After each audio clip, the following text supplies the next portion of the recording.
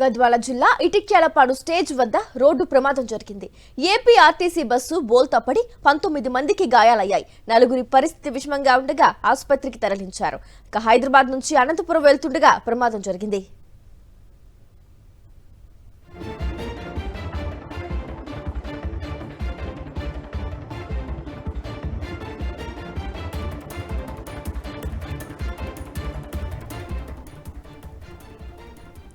గద్వాల జిల్లా ఇటిక్యాలపాడు స్టేజీ వద్ద రోడ్డు ప్రమాదం జరిగింది.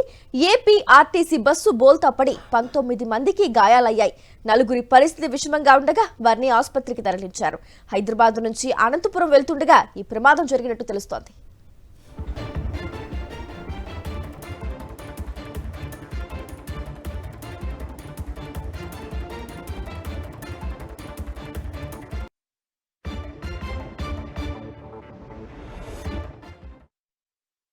గద్వాల జిల్లా ఇటిక్యాలపాడు స్టేజీ వద్ద రోడ్డు ప్రమాదం జరిగింది. ఘటనకు సంబంధించి పూర్తి డీటెయిల్స్ అందించేందుకు మా correspondent Vijayabhaskar Reddy phone line ద్వారా అందుబాటులో ఉన్నారు. విజయభాస్కర్ రెడ్డి, చెప్పండి.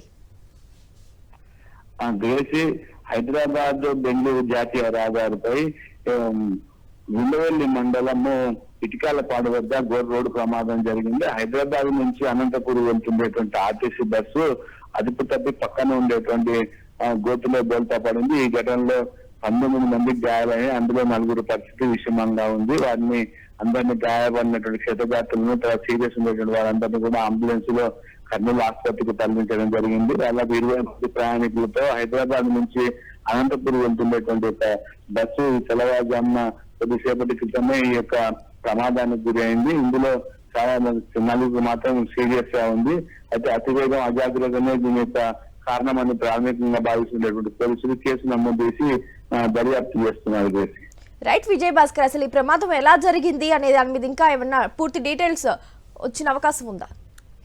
కొద్దిసేపటి మీద ఈ ప్రమాదం జరిగింది. తెల్లవారుజామున అయినటువంటి నేపథ్యంలో డ్రైవర్ నిద్రమత్తులో ఉన్నాడా, లేకుంటే అతివేగంగా ఉన్నాడా, అజాగ్రత్తగా నడిపాడు అనేటువంటి దానిపైన మాత్రం క్లారిటీ రాలేదు. కానీ అతివేగమే దీనికి అజాగ్రత్తనే కారణం అనేటువంటి విధంగా మాత్రం పోలీసులు భావిస్తున్నారు.